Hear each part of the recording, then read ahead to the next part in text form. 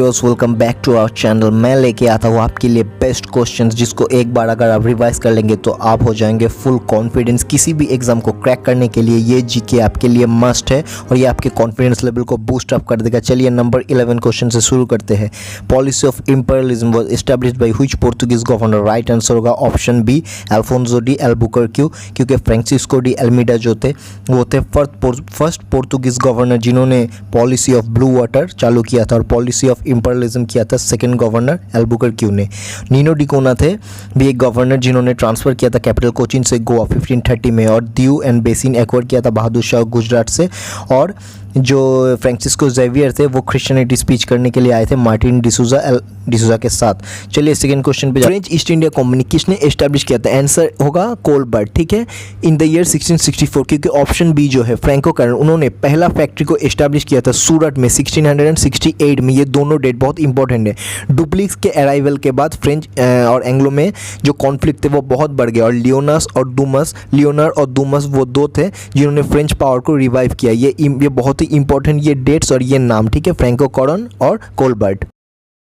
तो चलिए third question. Capital of Tipu Sultan कहाँ पे था? श्रीरंगपत्तनम, ऑप्शन सी होगा राइट आंसर।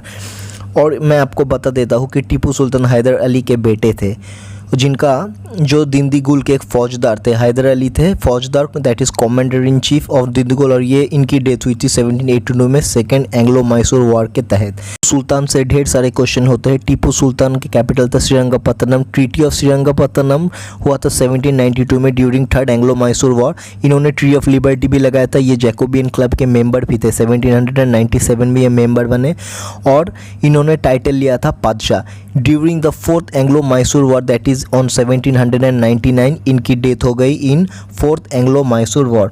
और इनके जो पिताजी मैंने कहा था आपको फौजदार में कमांडर इन चीफ थे दिंदीगुल में। ये दोनों क्वेश्चंस बहुत ही इंपॉर्टेंट हैं और यहाँ से बहुत सारे क्वेश्चंस आते हैं। एंग्लो मैसूर वॉर के 4 ट्रीटी भी आपको याद करने हैं। पहला जो ट्रीटी था ट्रीटी ऑफ मद्रास 69 में 1769, फिर ट्रीटी ऑफ मैंगलोर 1784 में, थर्ड ट्रीटी था ट्रीटी ऑफ श्रीरंगपत्तनम 1792 में। सब बहुत इंपॉर्टेंट आपको याद करने चाहिए। और ये जो हैदराबाद हमारे ऑप्शन में था, इनका फाउंडर थे निज़ाम उल मुल्क अशरफ जहाँ इन द ईयर 1724। और अवध का फाउंडर थे सादात खान बुरहान उल मुल्क। ये ईयर भी बहुत इंपॉर्टेंट है, इसका ईयर है 1722। मैंने चारों ऑप्शन का आपको बता दिया। चलिए नेक्स्ट क्वेश्चन की ओर बढ़ते हैं। In which year Vasco da Gama discovered the sea route to India? Answer होगा ऑप्शन सी 1498।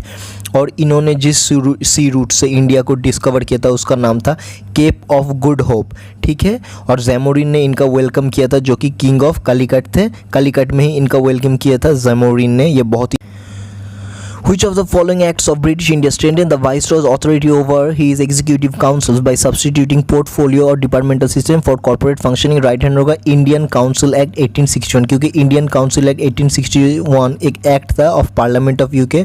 इसने ट्रांसफॉर्म कर दिया था the executive council of India to function as a cabinet run on the portfolio system. Indian council Act 1861। ये question भी काफ़ी important है, थोड़ा टफ है लेकिन इसको याद कर लीजिए, इंपॉर्टेंट है ये क्वेश्चन। चलिए नेक्स्ट क्वेश्चन की ओर बढ़ते हैं। In which year Kolkata high court was establish? Answer होगा option C 1862। By which act? ये एक्ट बहुत ही इंपॉर्टेंट है, by Indian high court act, कोई इंडियन काउंसिल एक्ट नहीं, कुछ नहीं। इसका आंसर होगा by Indian high court act 1862 में, ओके।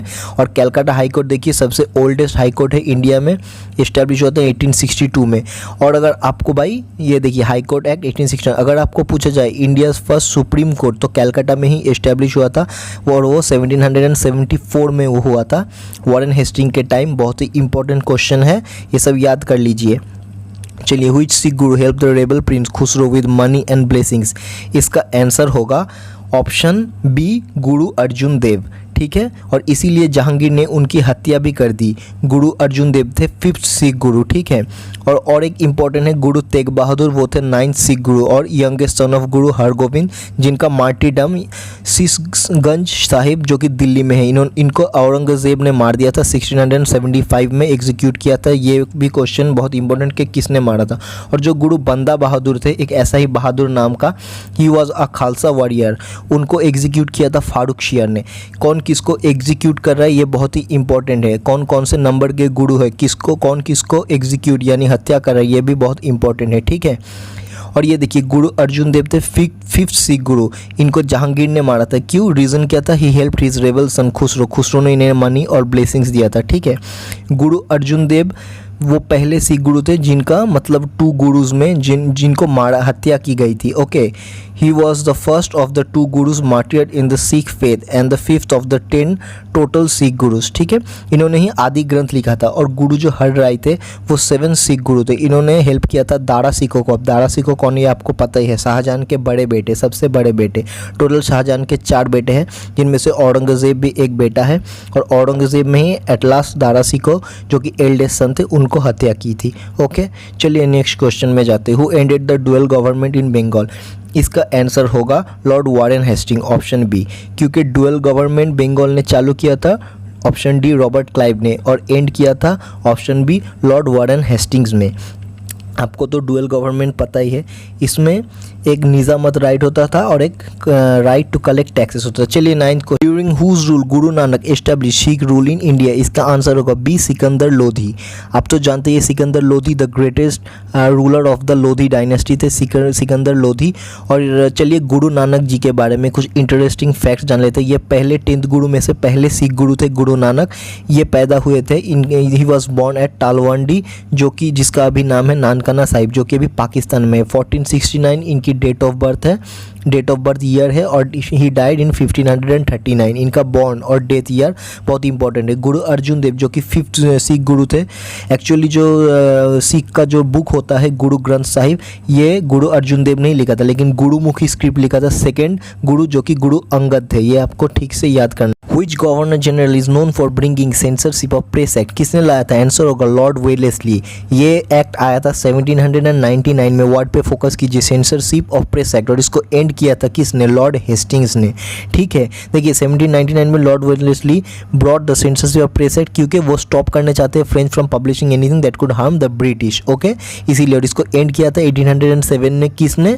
लॉर्ड हेस्टिंग्स ने। ठीक है, देखिए ये प्रेस से रिलेटेड बहुत सारे इंपॉर्टेंट क्वेश्चंस पूछे जाते हैं। जैसे ये है सेंसरशिप ऑफ प्रेस एक्ट। ऐसा एक और था जिसका नाम है वर्नाकुलर प्रेस एक्ट। ओके, ये वर्नाकुलर प्रेस एक्ट किसने पास किया था? ये किया था लॉर्ड लीटन ने। ठीक है, पहले ये देखिए लिबरेटर ऑफ प्रेस किसको कहा जाता है? Charles Metcalfe. ओके, क्योंकि he abolished all restriction on vernacular press through the famous press law जो पास हुआ था 1835 में। फिर है वर्नाकुलर प्रेस एक्ट जिसको पास किया था the most unpopular viceroy that is Lord Lytton ने। ठीक है, 1878 में इन्होंने ये पास किया था to curtail the freedom of Indian language. और इसको रिपील किसने किया था? इसको एंड किसने कर दिया था? Who repeal the vernacular press act? अगर ये क्वेश्चन पूछा जाए तो आंसर होगा लॉर्ड रिपन। ठीक है, 1881 में लॉर्ड रिपन इस एक्ट को इन्होंने रिपील कर दिया था। तो देखिए एक ही तरह के प्रेस से रिलेटेड कितने सारे क्वेश्चन हैं। Censorship of press act 1799, liberator of press Charles Metcalfe, who pass the vernacular press act होगा lord Lytton, and who repeal the vernacular press act 1881 में लॉर्ड रिपन। ये 4 ही ऑप्शन बहुत इंपॉर्टेंट है और इसका डेट्स जो है वो भी काफ़ी इंपॉर्टेंट है। ठीक है, आप ऐसे स्टडी करेंगे। देखिए फ्रेंड्स, अगर आप ऐसे स्टडी करेंगे तो आप ज़रूर कामयाब हो जाएंगे किसी भी एग्ज़ाम को क्रैक करने के लिए। मैं आप लोगों के लिए ये सीरीज़ लेके आता हूँ, आपको ढेर सारे शेयर करने हैं। मैं पिक्चर्स भी डालता हूँ ताकि आपको कोई प्रॉब्लम ना हो, आपको एनिमेशन ज़्यादा याद रहे, आपको तुरंत देखते ही पिक्चर क्वेश्चन एकदम फुल्ली रिवाइज हो जाए। हर एक एग्ज़ाम से पहले मेरा सीरीज़ देखिए, रोज़ फॉलो करेंगे तो आपको जीके लगेंगे एकदम फन और आपका प्रिपरेशन हो जाएगा 100% सॉलिड। कोई आपको बीट नहीं कर पाएगा। इसलिए आपको चैनल को करना है सब्सक्राइब और ढेर सारे शेयर करने हैं ताकि हम लोग और मेहनत करें आपके लिए ऐसे वीडियोस ला